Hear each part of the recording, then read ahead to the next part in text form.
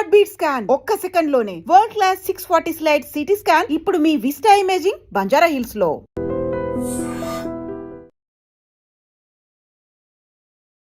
Welcome to I dream. నా పేరు లుంబిని. ఈ సమ్మర్ హీట్ ని బీట్ చేయాలి అంటే మన డైట్ హ్యాబిట్స్ ఎలా ఉండాలి అండ్ మోస్ట్ ఇంపార్టెంట్లీ ఈ సీజన్ వచ్చింది కాబట్టి రిలేటెడ్ గా మనకి హెల్త్ ఇష్యూస్ కూడా వస్తుంటాయి కాబట్టి ఎలాంటి జాగ్రత్తలు తీసుకోవాలి లెట్స్ డిస్కస్. ఈ రోజు మనతో జాయిన్ అవబోతున్నారు ప్రముఖ గ్యాస్ట్రోఎంట్రాలజిస్ట్ డాక్టర్ హర్షతేజ గారు. Let's talk to him. Hello sir. Hello అండి. సో సమ్మర్ వచ్చింది, సమ్మర్ హీట్ ని బీట్ చేయాలి అంటే డెఫినెట్లీ మన డైట్ లో అయితే చేంజెస్ అయితే చేయాలి కదా. సో మేజర్ చేంజెస్ అంటే జనరలీ యూజువల్లీ మనం కొంచెం లిక్విడ్స్ ఎక్కువ తీసుకోవాలి అని అంటూ ఉంటారు కదా. సో ఫస్ట్ డౌట్ ఏమొచ్చిందంటే యూజువల్లీ ఫ్రూట్స్ గురించి మాట్లాడితే హోల్ ఫ్రూట్ తీసుకోవాలి అని అంటారు. బట్ ఈ సమ్మర్ లో హోల్ ఫ్రూట్ కన్నా ఎక్కువగా లిక్విడ్స్ ప్రిఫర్ చేస్తే బెటర్ అంటారు కదా. సో ఏది ఎక్కువగా తీసుకోవాలి? సో జనరల్గా ఫ్రూట్స్ తీసుకోమని చెప్పటం దాని నోషన్ వెనకాల ఏంటంటే దాంతోపాటు వచ్చే విటమిన్స్తో పాటు దాంట్లో ఫైబర్ కంటెంట్ అనేది మెజారిటీ ఆఫ్ ఫ్రూట్స్లో ఉంటుంది. రైట్. సో ఆ ఫ్రూట్ తీసుకుంటే మీకు ఆ న్యూట్రియంట్స్తో పాటు ఫైబర్ యాడ్ ఆన్ అయితే మీ బవెల్స్ రెగ్యులారిటీ అనేది పెరుగుతుంది, కాన్స్టిపేషన్ అనేది చాలా తగ్గుతుందండి.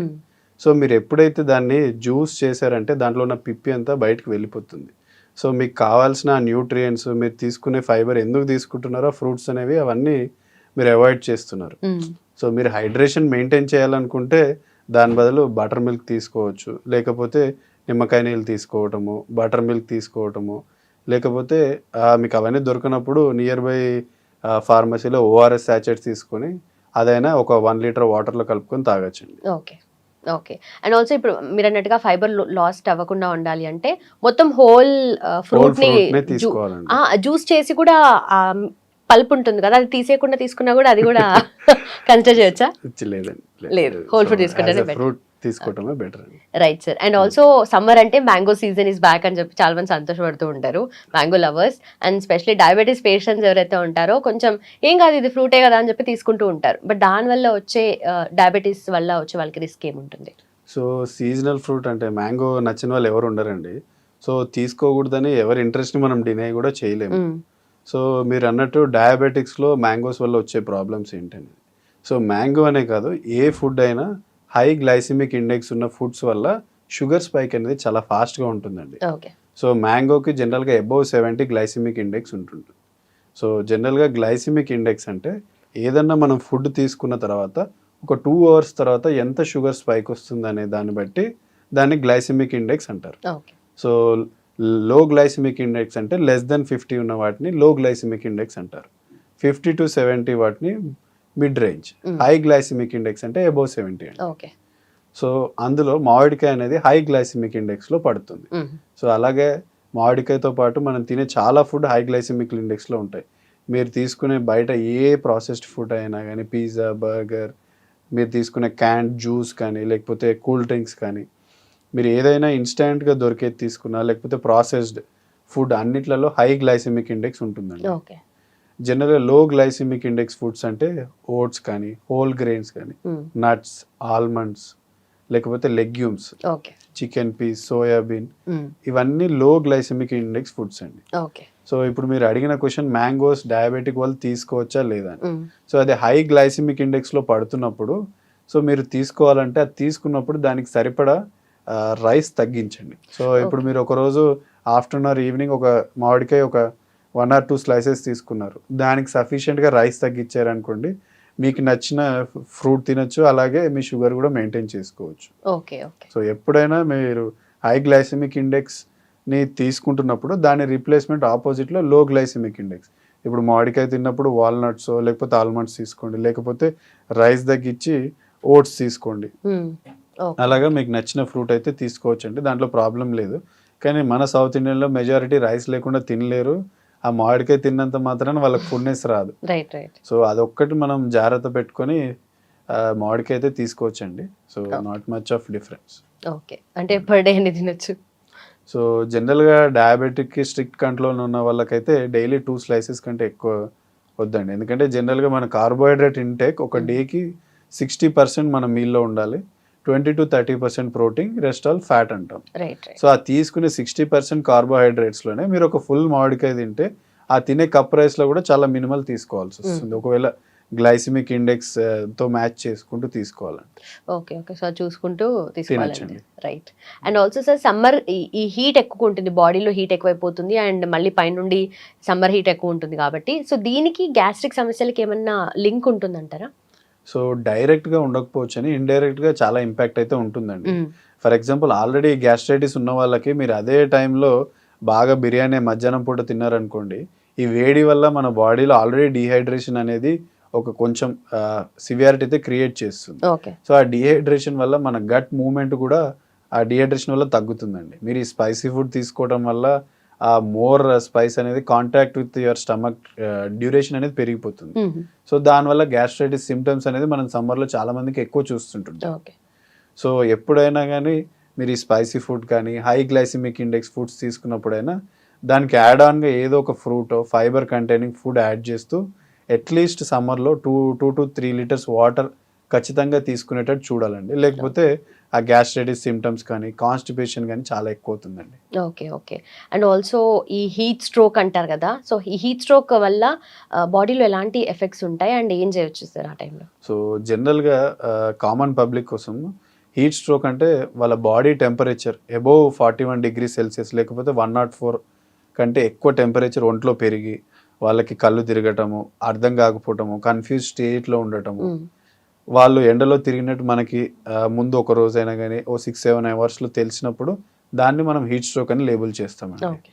సో వాళ్ళకి ఆ గిడ్డినెస్తో పాటు కడుపు నొప్పి, వామిటింగ్స్, కొంతమంది ఎలోన్ సమ్మర్లో మా ఓపీడీలో మోషన్స్ అవుతున్నాయని వస్తుంటారు. సో చాలామంది అది ఇన్ఫెక్షన్ వలన ఇంకా దేని వలన అనుకుంటారు, కానీ అది హీట్ స్ట్రోక్ కూడా లూజ్ మోషన్స్, వామిటింగ్స్ లాగా ప్రజెంట్ అవ్వచ్చండి. ఓకే. సో ఎలోన్ వేడి చేయటము, హెడేక్ రావటము, కళ్ళు తిరగటం కాకుండా లూజ్ మోషన్స్, కడుపు నొప్పి లాగా కూడా హీట్ స్ట్రోక్ ప్రజెంట్ అవ్వచ్చండి. రైట్. రైట్. సో దాన్ని తగ్గించడానికి మనం ఏం చేయాలంటే డే టు డే లైఫ్లో మీరు ఖచ్చితంగా బయటకు వెళ్ళాల్సి వస్తుంది మధ్యాహ్నం పూట అంటే అట్లీస్ట్ 2 to 3 లీటర్స్ వాటర్ని మీ దగ్గర పెట్టుకొని దాన్ని కన్జ్యూమ్ చేయటం ఫ్రీక్వెంట్గా. అలాగే ఆ ఓఆర్ఎస్ రిప్లెనిష్మెంట్ కోసం ఎలక్ట్రోలైట్స్ రిప్లెనిష్మెంట్ కోసం ఓఆర్ఎస్ లాంటిది వాటర్లో కలుపుకోవటం, లేకపోతే మజ్జిగ నీళ్ళు, కొబ్బరికాయ, వీటన్నిటి ద్వారా కూడా మనం ఆ ఎలక్ట్రోలైట్స్ లాస్ని రీప్లేస్ చేయొచ్చండి. ఓకే. సో ఇలా హీట్ స్ట్రోక్ని కొంచెం ప్రివెంట్ చేయొచ్చండి. సో దాంతోపాటు మీరు క్యాప్స్ పెట్టుకోవడం, ఎండలోకి వెళ్ళినప్పుడు గాగుల్స్ లాంటివి వాడటము, జనరల్గా 11 to 3 బయటకు వెళ్ళటం అవాయిడ్ చేయమని మేము మెడికల్ ఫెటర్నిటీ చెప్తుంటాము. రైట్. రైట్. సో వర్క్స్ ఉన్నప్పుడు తప్పదు కాబట్టి ఈ ప్రికాషన్స్ తీసుకొని దాన్ని ప్రివెంట్ చేయొచ్చండి.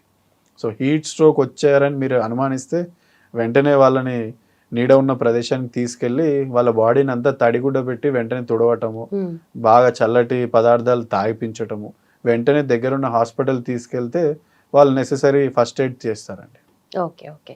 Right sir. అండ్ ఈ సమ్మర్లో కూడా యూజువలీ స్టమక్ రిలేటెడ్ ఇన్ఫెక్షన్స్ ఎక్కువ అవుతూ ఉంటాయి అంటారు కదా, అది మనం తీసుకునే ఫుడ్ వల్లనేనా లేదంటే హీట్ వల్ల కూడా ఏమైనా ఉంటుందా? సో జనరల్గా సమ్మర్లో ఏమవుతుందంటే చాలా మంది పొద్దున కుక్ చేసిన ఫుడ్ కూడా ఈవినింగ్స్ మెజారిటీ కన్జ్యూమ్ చేస్తుంటారు. ఓకే. కానీ ఎండాకాలంలో ఏమవుతుందంటే తయారు చేసిన ఫుడ్లో కూడా హై టెంపరేచర్ ఏమవుతుందంటే అక్కడున్న ఫ్లోరాకి గ్రో కావడానికి బాగా హెల్ప్ చేస్తుంది. సో దానివల్ల చెడు బ్యాక్టీరియా ఫుడ్లో బాగా వచ్చేసి ఫుడ్ తొందరగా పాడవుతుంది. ఓకే. సో అది మీరు కన్జ్యూమ్ చేసినప్పుడు ఆ టాక్సిన్ ఇండ్యూస్డ్ ప్రాబ్లమ్స్ వల్ల మీకు లూజ్ మోషన్స్ అవ్వటము, కడుపు నొప్పి రావటము, ఫీవర్స్ రావటము, ఇవన్నీ చూస్తామండి. సో సమ్మర్లో ఎప్పుడైనా కానీ long duration more than 6 hours or 8 hours పెట్టిన ఫుడ్ని మీరు ఆలోచించి జాగ్రత్తగా తీసుకోవటమే బెటర్.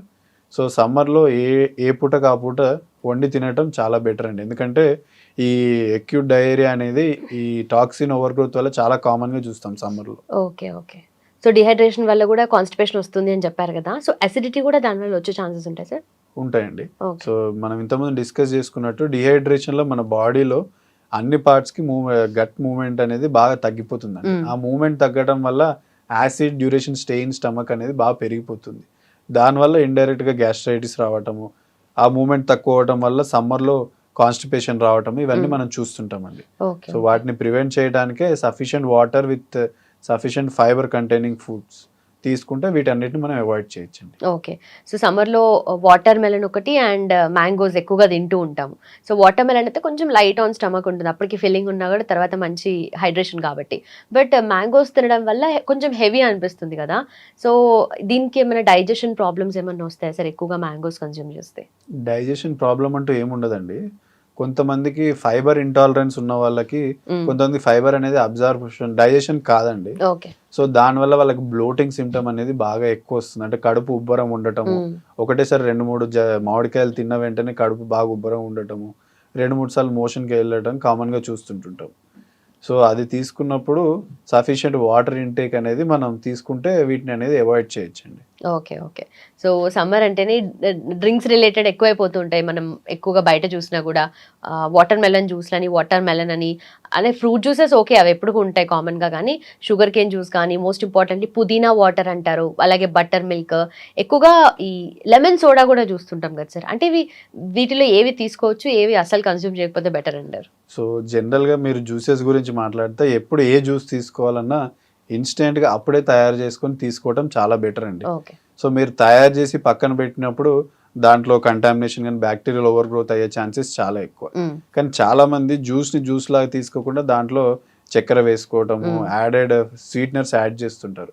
సో దానివల్ల మళ్ళీ హై క్యాలరీ ఇంటేక్ అయ్యి దానివల్ల మళ్ళీ ఓవర్ ద టైమ్ ప్రాబ్లమ్స్ అనేది చూస్తుంటుంటారు. సో ఎప్పుడు ఏదైనా జ్యూస్ తీసుకున్నప్పుడు without add on sugars, without artificial sweeteners లేకుండా తీసుకోవటమే చాలా మంచిదండి. ఓకే. సో మీరు అన్నట్టు సోడా గురించి కానీ కూల్ డ్రింక్స్ గురించి కానీ మాట్లాడితే ఎప్పుడైనా carbonated beverages is not at all good for our health.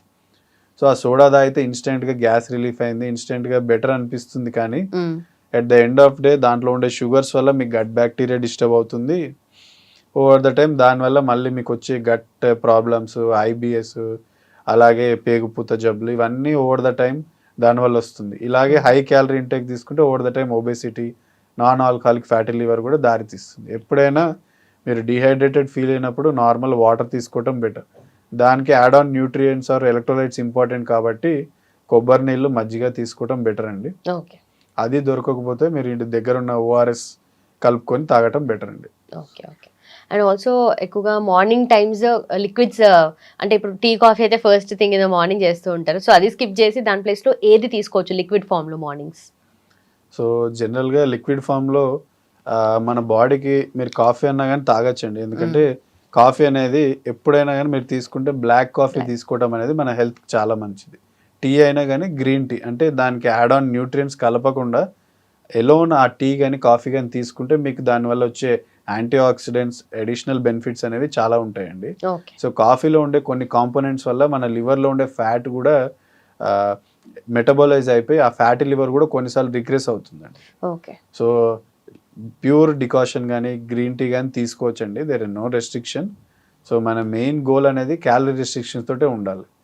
అలాగే మీరు జనరల్గా ఈ సమ్మర్లో తీసుకుంటే చాలామందికి ఈ లైఫ్ స్టైల్ చేంజెస్ వల్ల ప్రాబ్లమ్స్ వస్తున్నాయి కాబట్టి పొద్దున పూట లేవగానే ఈ పెరుగుని రాత్రిపూట ఫర్మెంట్ చేసుకోవడానికి నైటే అన్నంలో పెరుగు వేసేసి దాన్ని నానబెట్టి ఆ పొద్దున్న లేచి ఆ చద్దనం తినటం వల్ల కూడా చాలా అడ్వాంటేజెస్ ఉన్నాయండి. అలాగే దాంతోపాటు మీరు మార్నింగ్ డ్రింక్ లాగా రాగి జావ లాంటివి ఏదన్నా హెల్దీ ఫుడ్స్ని జ్యూస్ లాగా కూడా తీసుకోవచ్చండి. Okay. Okay. So already gastric problem ఉన్న వాళ్ళు, యాసిడిటీ ఉన్న వాళ్ళు, లేదా డైజెషన్ ప్రాబ్లమ్స్ ఉన్న వాళ్ళు ఈ సమ్మర్లో ఎలాంటి ఫుడ్ తీసుకోవాలి, ఎలాంటి జాగ్రత్తలు పాటించాలి? సో మనం ఇంతకుముందు డిస్కస్ చేసినట్టు గ్యాస్ట్రైటిస్ ఉన్న, కాన్స్టిపేషన్ ఉన్న వాళ్ళు కొద్దిగా జాగ్రత్త ఉండాలి. కంప్లీట్లీ మనం ఫుడ్ అవాయిడ్ చేయించి చెప్పలేము. సో మీరు మీకు నచ్చిన ఫుడ్ తీసుకున్నప్పుడు దానికి నెక్స్ట్ మీల్లో బ్యాలెన్స్ చేయడానికి సఫిషియెంట్ ఫ్రూట్స్ అన్న, వాటర్ అన్న. ఇప్పుడు ఒకవేళ మీరు బిర్యానీ తిన్నారనుకోండి, వెంటనే దానికి రీప్లేస్మెంట్గా రాయితా తీసుకోవటము, లేకపోతే బటర్ మిల్క్ తీసుకోవటము, అలా మీరు బ్యాలెన్స్ చేయగలిగితే ఓవర్ ద టైం మీకు ఆ కాంప్లికేషన్స్ హీట్ స్ట్రోక్ వల్ల రాకుండా కాపాడుకోగలరు. So hydration and fibre is most important in summer. Right sir, thank you so much. Okay. Sir, one life lesson what medicine has taught you. Whatever you can do without expecting. But I really believe మన positive attitude ఉంటేనే మనం ఏదైనా సాధించగలం. గట్ని మనం కరెక్ట్గా deal చేసినట్లయితే అది మనకి పాజిటివ్ హార్మోన్స్ని రిలీజ్ చేస్తుంది. షుగర్ వచ్చిన వాళ్ళ పరిస్థితి ఏంటి? పొట్ట దగ్గర పెరిగితే దాన్ని ఆండ్రాయిడ్ అంటారు, ఆండ్రాయిడ్ ఫోన్ కదా. అసలు థాట్స్ ఎందుకు వస్తాయి? బ్రెయిన్ డెడ్ అంటే దానికి ప్రపంచం అంతా కూడా కొన్ని నిర్దిష్టమైనటువంటి లక్షణాలు ఉంటాయి. మానసికంగా ధైర్యంగా ఉంటే క్యాన్సర్ జయించవచ్చు. You are a doctor for a cause sir, అంతే. వాళ్ళకి వచ్చిన ఆదాయం కాకుండా ఫ్రీ సర్వీస్ ఎంతమందికో చేస్తారు.